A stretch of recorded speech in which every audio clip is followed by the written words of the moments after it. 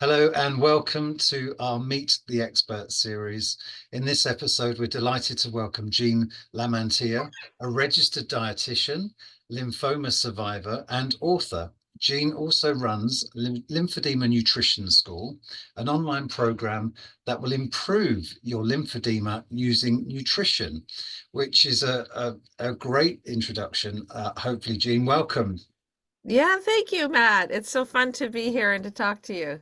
Loads to talk about, Jean. Over the pond.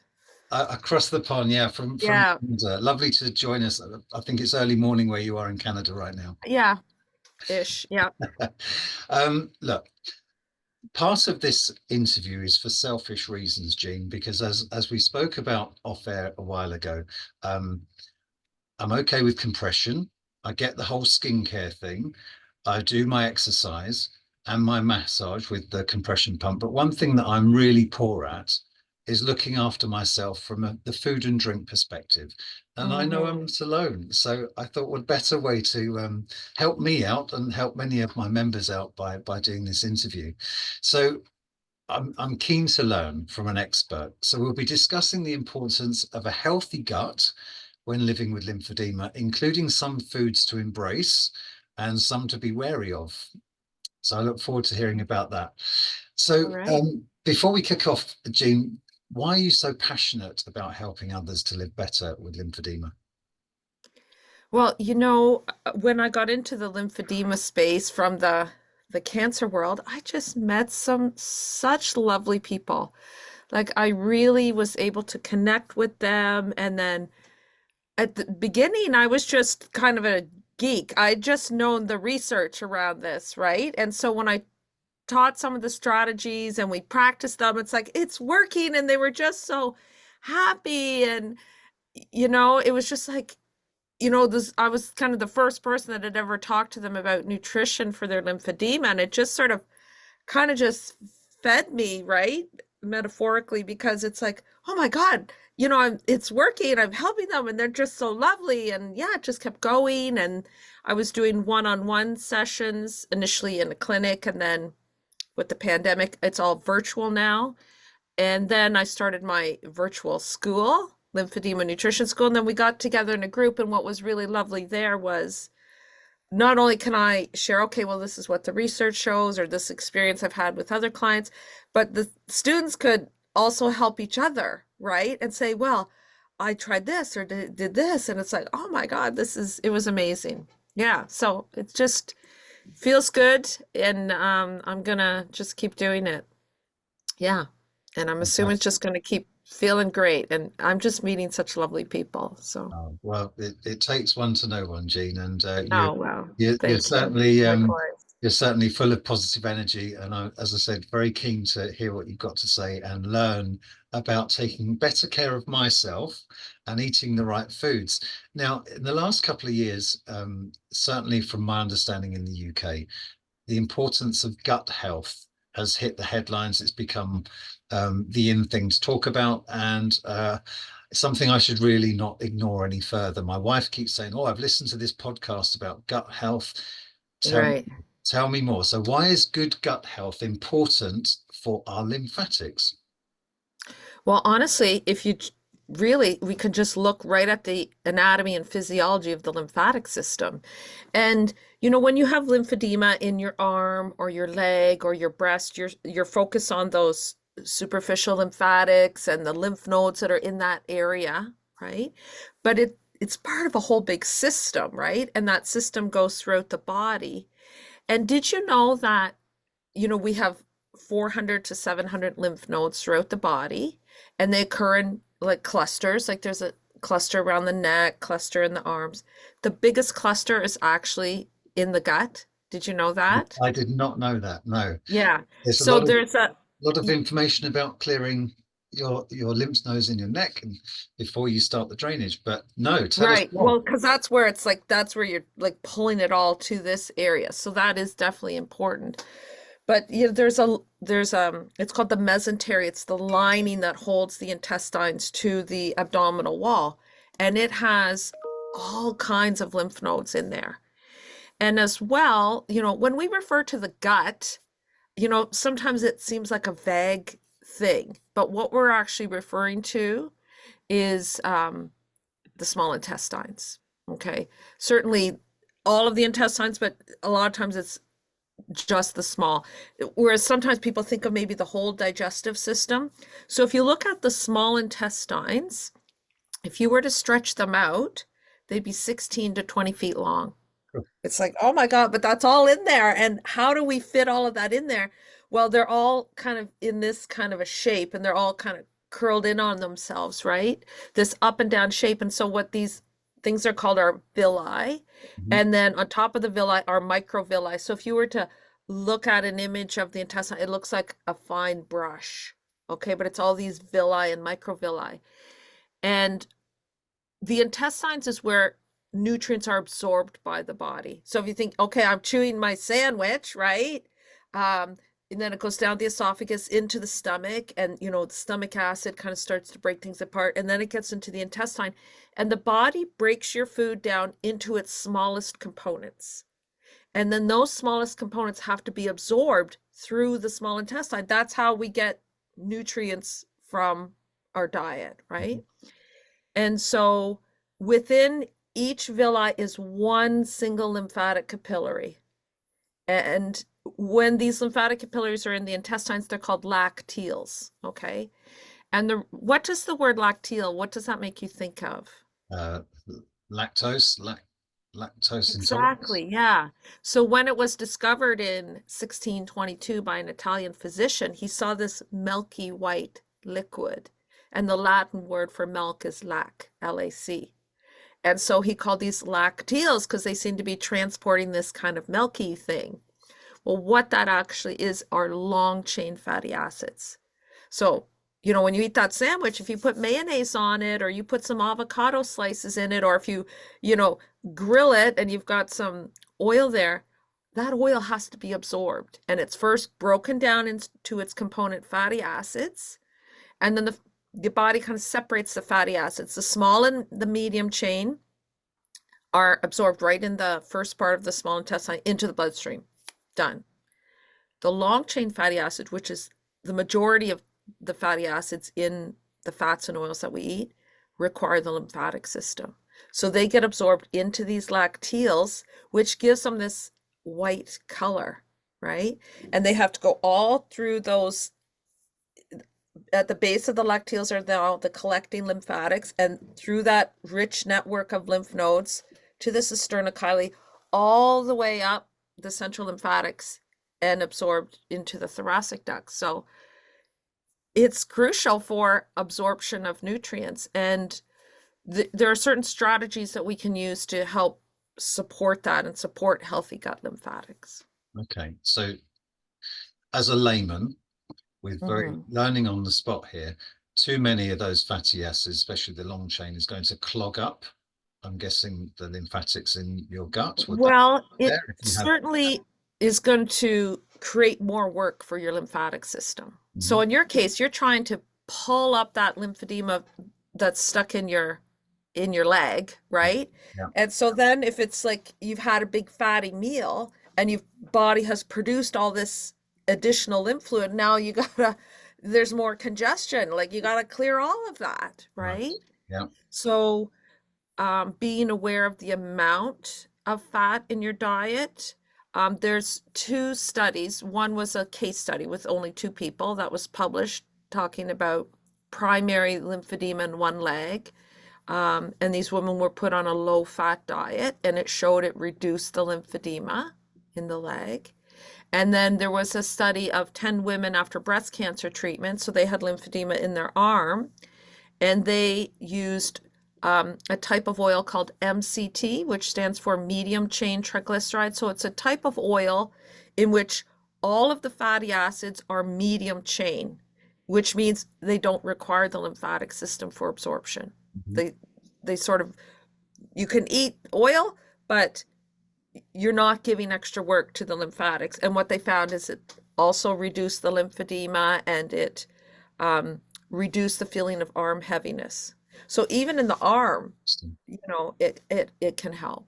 Right. And So that that's title one again, strategy. long chain, what was the name of that oil? I'm going to scribble that down now. MCT.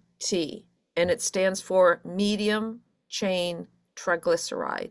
And a triglyceride is three fatty acids with a glycerol backbone, okay? Mm. So when you consume olive oil, for example, Mhm. it's made up of fatty acids, okay? And when the body is breaking down all the food that you've eaten, it will break it down into its component parts, and that is fatty acids. And from a chemist standpoint, a fatty acid is a carbon chain. So you've got carbon, carbon, carbon, carbon, carbon, all, bonded together. And then you've got hydrogens, and then you've got different endings, and you have different structures of these fatty acids. And we have terms for these, which I'm sure you're familiar with. You've probably heard of a monounsaturated or a polyunsaturated, omega-3, omega-6, omega-9. And what that's all referring to is that carbon chain. So if you have an alpha end and an omega end of the chain, and you've got a double bond between a couple of carbons, if you count from the omega end, 1, 2, 3, and there's a double bond, that's an omega-3 fatty acid. And the reason we pay so much attention to the fatty acid chemistry is that they behave differently in our body. So we found that omega-3 fatty acids, for example, especially, the ones from animal sources like fish and seafood, are very anti-inflammatory Mhm. and are good at giving us a good blood level of cholesterol, right? Mhm. Yeah. Whereas let's say our saturated fats, which are the ones that are fully saturated with hydrogen bonds, so there's no double bond between the carbons, they're inflammatory and they create more cholesterol. So people are very familiar with thinking of your fatty acids in terms of, do they have double bonds and where are the double bonds? What is not so familiar is thinking about, well, how long is this carbon chain? Is it short, which is 6 carbons? Is it medium, which is 12 carbons? Or is it long, which is greater than 12 carbons? And that's because it doesn't affect our cholesterol levels or our heart health. And so in terms of the general population, we don't hear that much about it. The only people that hear about it are people who have maybe a medical issue where this is relevant. And lymphedema is one of those that I think it matters. Um, Not just how, like, the type of fatty acids, so in other words, long chain, and the amount, Mhm. okay? Now, I will say that most of the vegetable oils that you use in your diet are 100% long chain fatty acid, okay? But that doesn't necessarily mean that they're bad, because people with lymphedema will say, oh, well, I thought olive oil was good for me, or I thought avocado oil was good, because those are long chain fatty acids. Everything you know about fatty acid chemistry, about omega-3 and omega-9 being beneficial and heart healthy and anti-inflammatory is still true, okay? The difference is, your lymphatic system has to process it, whether it's a good fatty acid or, one that's detrimental to your heart health. And so you're creating more work, okay? So overall, what I suggest is lower fat intake, Mhm. okay? But of the fat that you do have in your diet, you should have the anti-inflammatory fats, okay? Okay. Um, so, and a simple thing to do is, instead of just taking that bottle of oil and, drizzling it in the pot, before you make your soup or your chili, whatever you're making, you know, measure it into a tablespoon, then pour that. Like that's just a simple little thing that can help kind of keep the fat quantity in your diet Mm. a little more manageable. Mm. Yeah. That's And you that's could do brilliant. a trial of that and see what effect it has on you. And then obviously you would avoid fatty things in your diet, like too much cheese or cream or fried foods, things like that. Okay. Rich foods. Yeah. Okay. So, of the oils available, um, Hmm. which would be the go-to? Because I've heard various comments about rapeseed oil. Some actually say it's not good for people with lymphedema. What's your view on rapeseed oil over olive oil, for example? Right. So rapeseed oil, or what we call it in Canada, is canola oil. Okay. So it's interesting because rapeseed was the original plant, but rapeseed oil is high in urusic acid, which is cardiotoxic. Okay. And so plant scientists use what's called traditional plant breeding. So they'll, cross-pollinate these erucic acid plant, or whatever the name of the rapeseed, sorry, the rapeseed plant. And they're like, okay, this one has less erucic acid, let's pollinate this one. And they just keep going generation after generation till they get to the final plant, which has just trace amounts. And they called it canola oil, and it was actually created in Canada. So the can from canola oil comes from Canada, and the rest of it is something to do with low erucic acid, the ola part. Anyway, it's interesting that you still call it that, but I think what you're referring to is actually low erucic acid rapeseed oil. Now, it's got sort of this bad reputation. I think no matter what side of the pond you're on, it sounds like. So one is that it still has this trace levels of erucic acid, which people are, get upset about, even though, governments have said this is safe, it's not cardiotoxic, it meets our requirements for health. The other issue is, even though the canola oil was created through traditional plant breeding, that still fits under the umbrella of genetic engineering, or sorry, genetic modification. Okay. So just hearing that something's genetically modified scares a lot of people. Okay. Now, you could still buy, though, organic canola oil, and that's because that plant breeding aspect of it is still allowed to be called organic. But what's also happened in North America, and I don't think in Europe, is that it's also been approved for genetic engineering. And that means that it can have DNA from a different species put into it, and it's done it to make it resistant to a certain herbicide, so a certain weed killer called glyphosate. That's one of them. Okay. So the fear that a lot of people have if they have either what's called genetically engineered canola or Roundup Ready canola, is that when the farmer plants a field of this genetically modified crop, then can spray the whole field with Roundup, which is the commercial name for glyphosate, weed killer, and that when you harvest it, you'll get more residue. So there's a lot on the internet that's anti-rapeseed, anti-canola, and that's some of the background on it. But nutritionally, if you look at the oil that comes from canola, it's very high in omega-3 fatty acid. In fact, it's the highest of all the cooking oils, okay, which makes it very anti-inflammatory. So there's that pro side. So people who are focused on the nutrition aspect will focus on canola oil being anti-inflammatory. And then, of course, for people who are nervous about the genetically engineered aspect, you can just get organic canola oil, okay? Or if they're concerned about it being heated when it's processed, you can get, it's called expeller pressed canola oil. So the oil isn't heated to extract or the seed isn't heated to extract the oil from the seed. So there's just a lot out there around it. I think it's fine to have canola oil, but I certainly understand people's hesitancy around it. Okay. So that's where some of that controversy or issue comes with the canola. Okay. Well, but it is long chain fatty acid, like most vegetable oils, but has the advantage of being very high in omega-3 fatty acid. okay. That's great. Thank you very much indeed. Yeah. Okay. Now I've got a couple of questions from my members. Two members Right. have written in. There are others to ask you, but we won't have the time, so we'll get back Yes, to I did. you.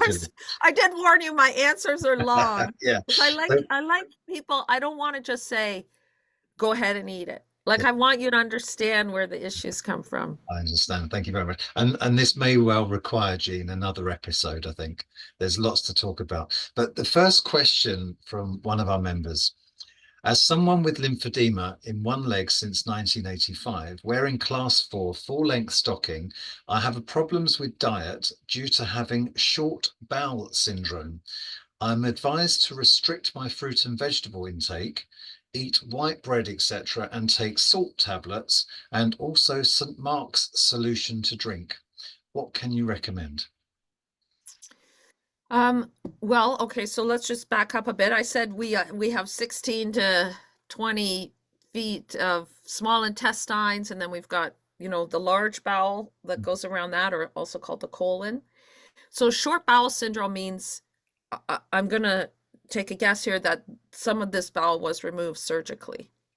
I mean, sometimes people are just born with a shorter bowel, but oftentimes it's because maybe there was colon cancer or something, and part of the bowel is removed. Now, initially, when you're discharged home after your surgery, you're told, okay, avoid this, this, and this, because they don't want things just whoosh going right through you. Because as as the food goes through the intestines and goes around, the body has to grab the nutrients that it needs, right? And if it's just, going right out because, your bowel can't hold on to it, then you become deficient in certain nutrients, okay? And so that's what your member has written in about, is the sort of this is the discharge diet. However, um, over time, the bowel will adapt and it starts getting better at pulling out those nutrients and taking the job over of the part that was missing. Okay, so when I work with someone who's had surgical removal from the intestines, I will eventually gradually will try new foods, right? And so what I would suggest for this person, and I don't know how long it's been since their surgery. If they're still early days, then your main focus is basically eating the diet that you can tolerate and not causing diarrhea, which is essentially what happens because you malabsorb everything and it just goes flying out of you.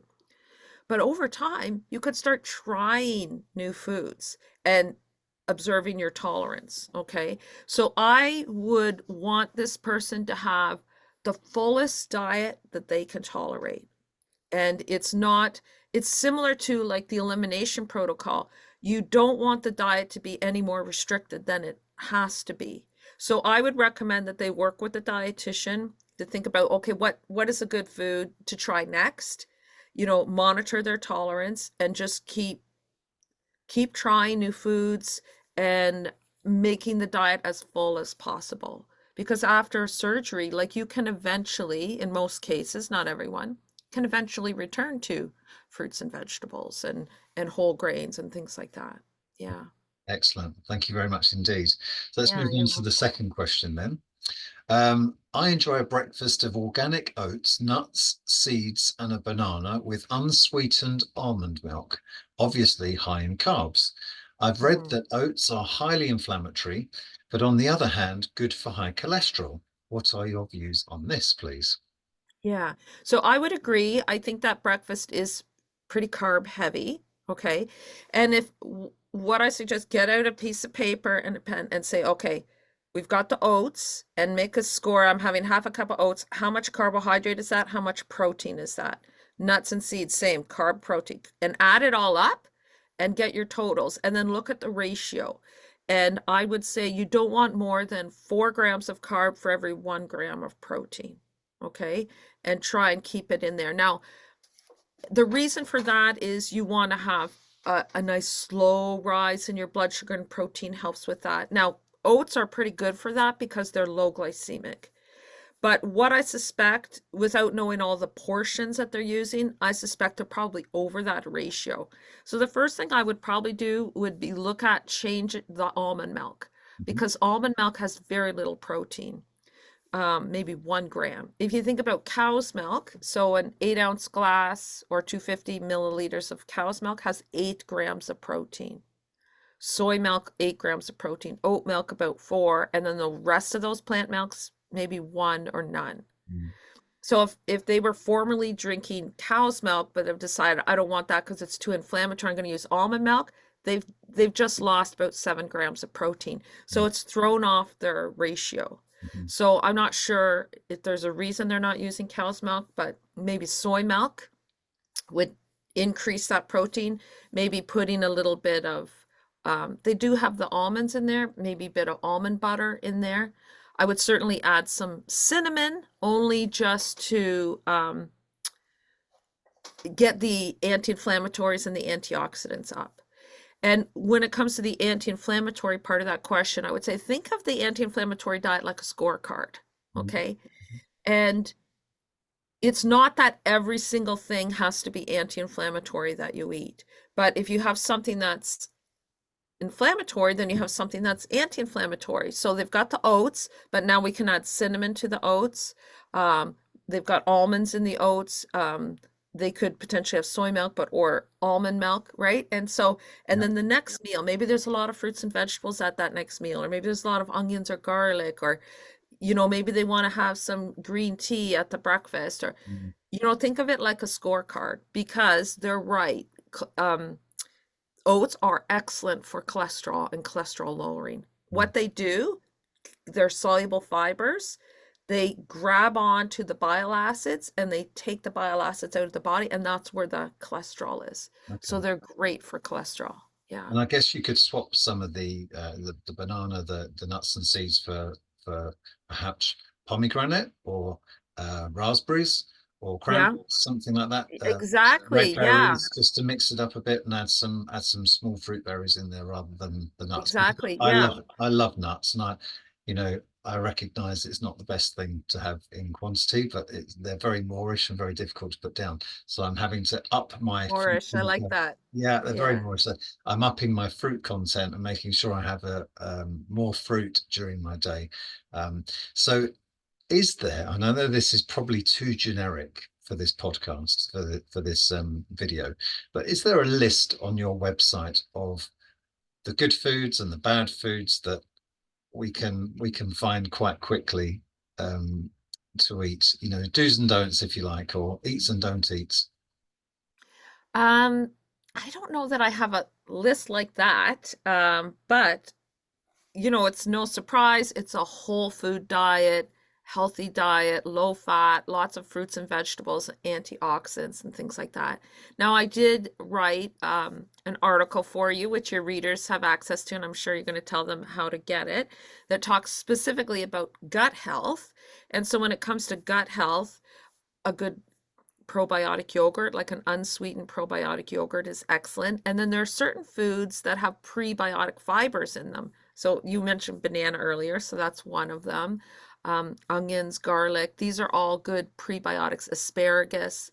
And so that also helps to keep a healthy gut. Yeah. So, So I don't think I have a running list, but I certainly have lots of resources on my website and blogs where I talk about, healthy diet for lymphedema and various aspects so of give that. us give us a shout out your website, please, Jean, for Yeah, everybody. so it's my name, JeanLamantia.com. So I'll spell it Simple as JeanLamantia.com. .com. Fantastic. And Yeah. we'll put this obviously in our notes as well. And you've kindly written an article for our newsletter, which goes out in April about the importance of gut health with lymphatics. So thank you for that. So we'll be Yeah, posting you're this welcome. video on YouTube and on the website as well. And I don't know if you have a copy of your book there, but it would be remiss of me not to thank you. Oh, you This okay? book? I have this book. I'll You said I'll my send you book. a And yes, your book. I have that one I can do too. both. I can do both. Look, Do I can it. get them in focus. There we go. So I'd just like to first of all focus on this book here and say Yes. All right, let's talk about thank this you so book, much which is for sharing amazing. your story in our new book, Lymphedema United, You Are Not Alone.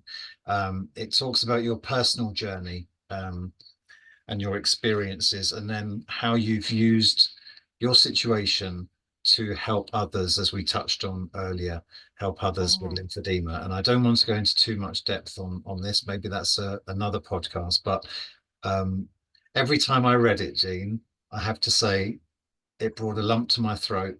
I Mm. showed my wife, she read it too. It's such an amazing story with such an inspirational ending. And I just wanted to personally thank you for sharing your story in this and representing Canada. So this is available obviously on Amazon. It's available from our website. And we're doing our bit to help charities globally that are struggling with lymphedema care from some of the profits of this book. So thank you for that. But Oh, on my pleasure. Thank you for doing that and putting that together. But let's talk about this very briefly. Tell us a All right. quick summary, if you may, about this book. Well, speaking about a list of foods to eat and not eat, the book is a great resource for that. Yeah, so I wrote this with a lymphedema therapist. And what happened was she had called me up to say, do you know any dietitians that would come and work in my clinic that are familiar with cancer nutrition? Because that's kind of my thing, and that's why she called me. I said, I'll do it.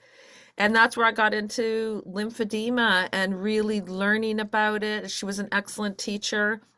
And I started reading all the nutrition research I could find. And I said to my publisher, listen, I think there's there's a lack of good quality nutrition information out there for people. And yeah, the book's doing great. We're getting lots of great feedback.